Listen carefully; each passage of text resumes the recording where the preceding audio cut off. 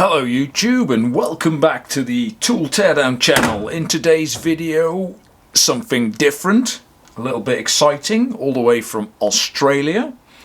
Ozito, or Ozito. I don't do Australian accents very well, but however that's pronounced. You might recognise the Power Exchange logo on here. A little bit more about Ozito, for those of you who don't know Ozito.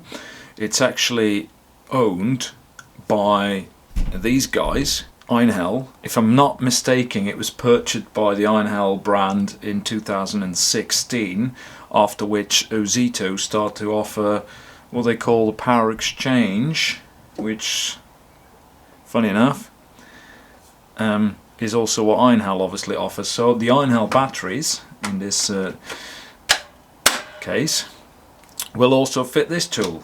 A special treat from down under. So this is what they call an 18 gauge nail gun or finish nailer. The cool thing about this thing is if you're in the DIY segment and looking for a little bit of a tool that you can do multiple purposes with, obviously it can do nails as per the instruction there. C1 brad nails, 15 to 32 millimeters, and we can also do staples with this particular one, which is under the motto of the narrow crown staples, 16 to 22 millimeters. 18 gauges in the thickness of the material, which is 1 millimeter. Now you will wonder, well, if this stuff is only available in Australia, why the heck are you reviewing a tool like this in the UK? Well, actually, because it's obviously part of the Einhell family of tools. I mean, even the colour is the same. So Einhell is coming out with their own version of the same tool later this year. If you look at the website, and I can put a picture right here, it looks very similar. There's some differences around aperture here, and I believe the battery is the other way around. The tool is very simple. You have your little magazine. You can put your little strip of brad nails or staples. Staples just go up there. Doing that right? Am I doing that right? There you go. Locks into place, and all you then do is, obviously, when you put the item on the workpiece, you preload it. The LED comes on, so when you put it down, the LED will light up. You can pull the trigger and it fires away. Up on the top, we've got an adjuster for the force, so that basically it's just a spring that you can wind up. I think there's 6 settings on here, which you can then use to alter the load on how deep these nails or staples end up going into the material. The tool comes with a little Allen key, little holder there. That's basically if you have a nail or a staple jammed into the firing chamber, if you like, which is down in here. You can undo these 2 screws. This front part will slot down, and you can lift it out the way, open it up, and have a look inside and unjam it. Because the fasteners, which hold both half of the body, the clamp together, are sunken into the plastic quite deep. So we're doing it the old-fashioned way with a screwdriver.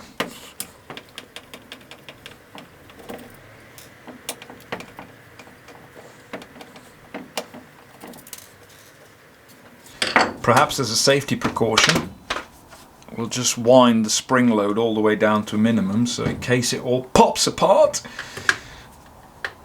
it doesn't hurt us in the face. I'm going to speed this up a bit. Just you watching me undoing a load of screws is not all that exciting, so I'll just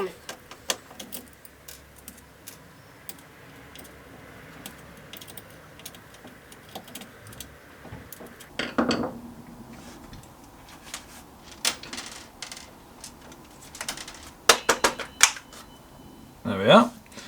All the screws are out. Right, let's see what happens when we open her up, shall we?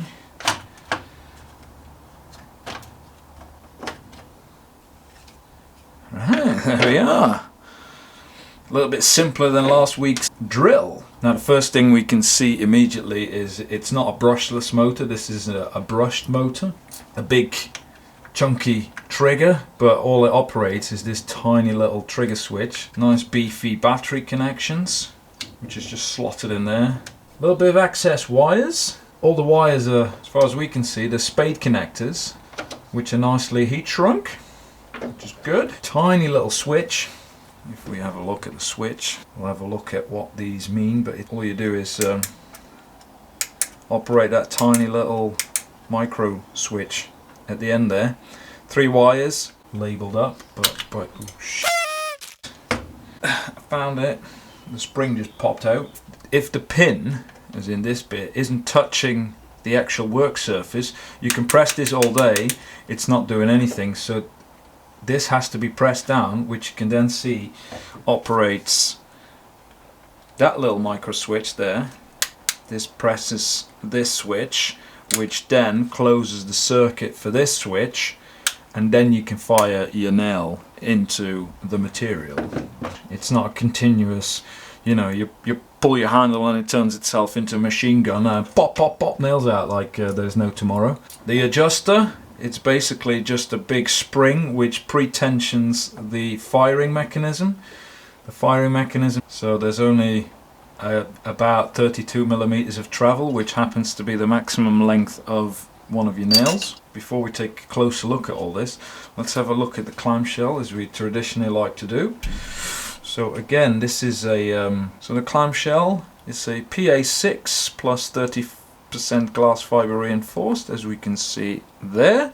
There are no further markings on this particular housing. Now, Ozito didn't have a very good reputation. It was basically the budget offering of a Australian DIY large retailer. I think it's called Bunnings, if I'm not mistaken. Yeah, it's its own separate entity now, part of Einhell. So the tools have improved dramatically.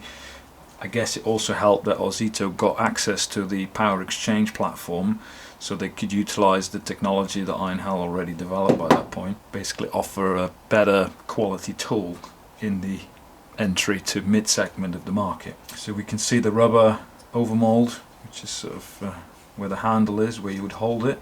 It's only the top half of the clam. Nicely integrated. It's a very stiff, I can hardly bend this thing, very stiff plastic housing. As you can see here, there's 2 extra fasteners because the battery aperture is actually, you can just about see the split line there, is actually held in, it's part of a separate mould that they then form this piece. So again, PA6 glass fibre reinforced, and then it's got a part number in there, so this is the TC0025-18. Now the battery connector, nice and beefy, as we used to with the Einhell family. Just a plus and a minus. Good quality, you know, solid, nicely plated blades. Spade connectors, nicely heat shrunk. A little bit of excess wiring, but I guess you could argue for serviceability. Micro switches, there's 2 of them. They look to be exactly the same, besides the fact that this obviously has the metal lever on it, whereas this one here hasn't, because it's slided.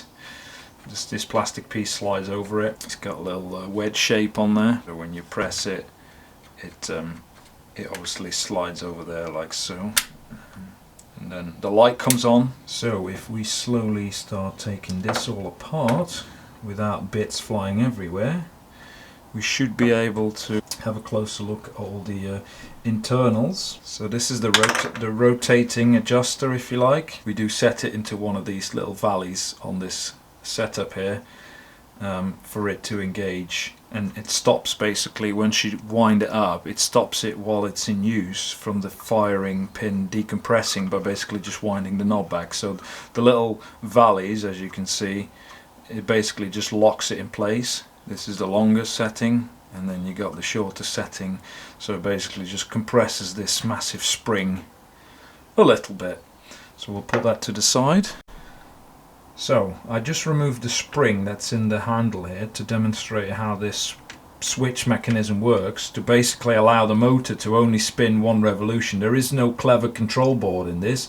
It's all done by mechanical controls, by having a cam. This metal piece here is basically just a camshaft which has some pins on it You can just about see one down there. There's another one just on that side, just there, above my finger.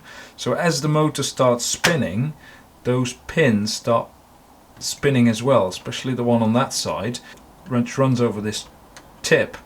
So I've tried to demonstrate it to you now. So as you press the switch, which doesn't actually engage here because there's a hollow, so if you watch closely here, what engages the switch is this piece of plastic, not actually the bit that you have your hand on. You press the trigger, the motor starts spinning because it's engaged by that little microcontroller. The cam starts rotating. It pushes, after one full revolution, it pushes on this. The motor stops running. It's fired one pin out of the, or one nail out of the tip here into your workpiece, and then it stops. So when you then want to fire again, you do the same thing again. The motor turns, it fires a nail out. The camshaft runs past the piece of plastic there and it stops again. So it's a super simple mechanical setup. There's no control board, no control trickery going on with electronics to make this system work. So let's carefully remove all the bits. A nice strong spring with a little spring that's basically just a detent for the button, for the knob. So this just lives up here for a little bit of a positive detent on here. So you have a little bit of like positive engagement on the little peaks and troughs. As this spring is constantly loaded and unloaded, this long spring, when you're firing away, it stops the knob from unintentionally winding itself loose.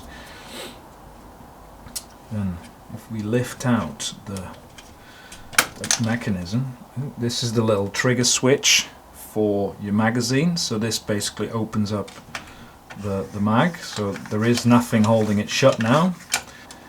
Okay, let's take the magazine off. Let's see, this comes out as an assembly probably.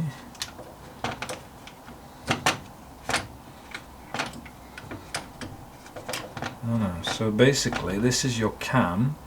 So very simple. It's pressed onto the little output shaft of this reduction box, which this is just filled up with gears to reduce the motor speed down to a slow enough cycle. And all it does is these pins engage on this mechanism.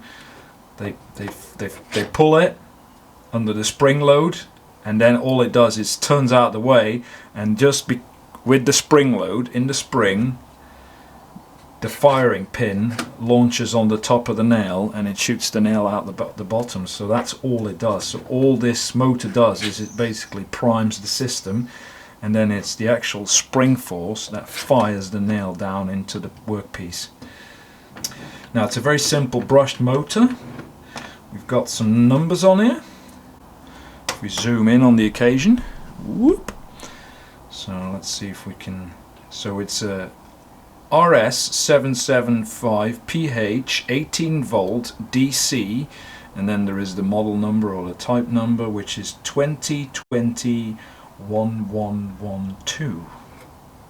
Firing mechanism away. Oh dear. Problem with this thing is it's got so many springs in it, it's crazy. This is the little trigger that basically triggers the micro switch to tell the machine it's on top of the workpiece. If we put this to one side,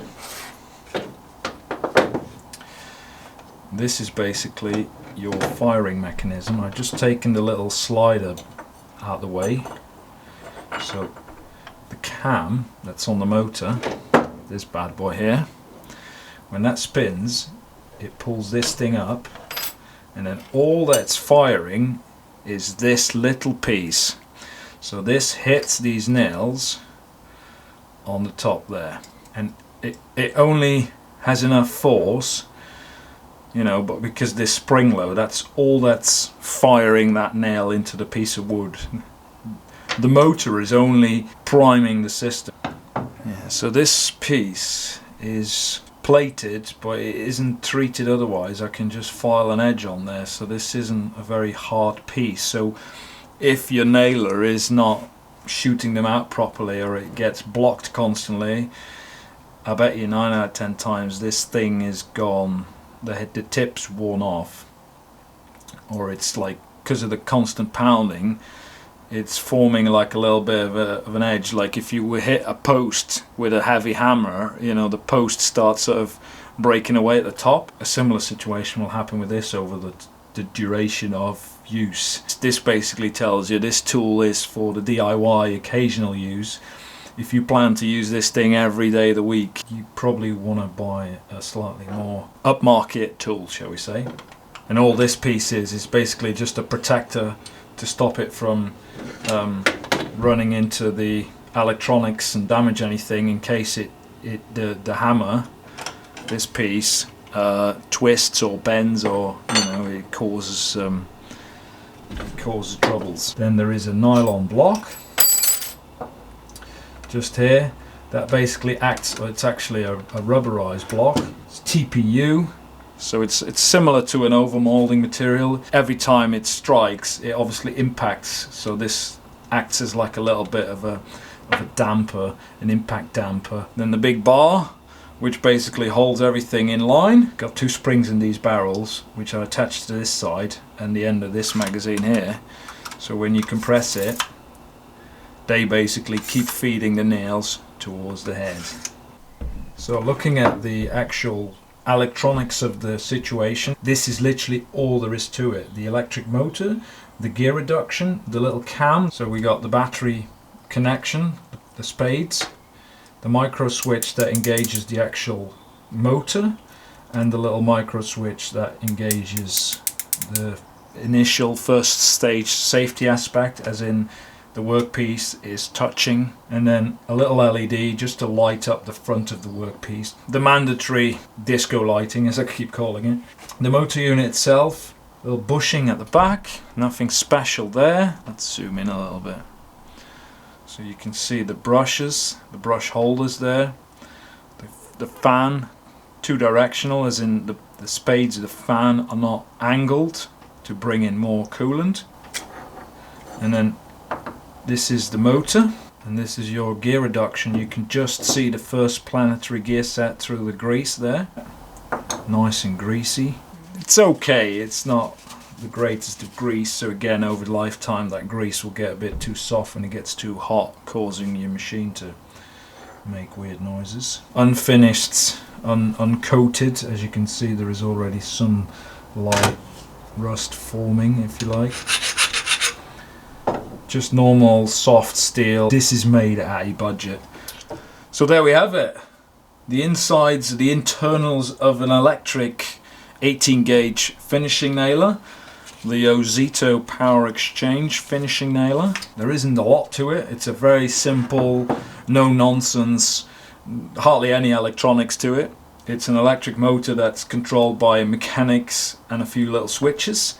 The good bits: the materials used for the clam are good. The tool grade plastic, so nothing to complain about that. It's a good quality mold. The motor itself looks like a good unit. The nice beefy battery connectors. All the connections are heat shrunk on there. I mean, we can see there's a little bit of damage if we zoom in on there. We get it in focus.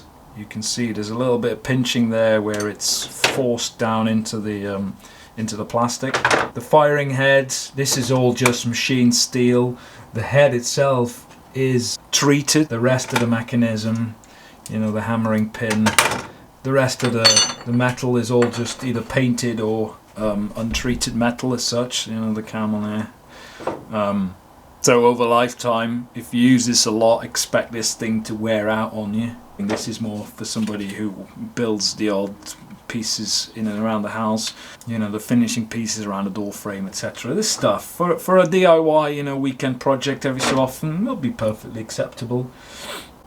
But yeah, it's an entry-level tool, and we can see in the used materials and the fabrication process of some of the metals, that it's obviously done at a budget. Right, thank you very much for watching. Again, another exciting video about a nail gun, an electric nail gun, a budget nail gun. Ozito, Australian, so if you're down under and you want to buy one of these, then there you go, you know what it looks like on the inside. So thank you very much for watching. Give it a thumbs up if you like this. Subscribe, or consider subscribing if you want to see more of these videos. And then we'll see you in the next video. Let's see if it's working. Oh yes, we got the disco light on. Oh yes.